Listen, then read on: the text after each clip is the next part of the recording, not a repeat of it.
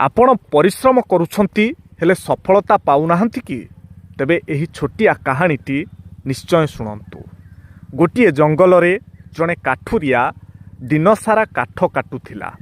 सकाळरू संध्या पर्यंत से काठ जेते काटी पारुनथिला ता अपेक्षा अधिक झाळ ता देहरु बही जाउथिला।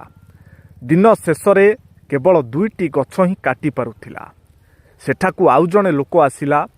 से कुऱ्हाड़ी उठाई काम करुथिला। मझिरे मझिरे विश्राम मध्य नेउथिला। किंतु संध्या समय रे से बहुत अधिक काठ काटी पारुथिला। प्रथम काठुरिया रागी जाई पचारिला, मु तो निरंतर काम करुछि, तथापि तुमे मो ठारू अधिक काम करि देई पारुछ?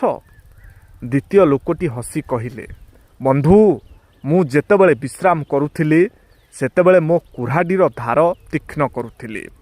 तुमे किंतु सही तीक्ष्ण नथिबा कुऱ्हाड़ी नहीं शक्ति लगाई काम करि चलिथिल।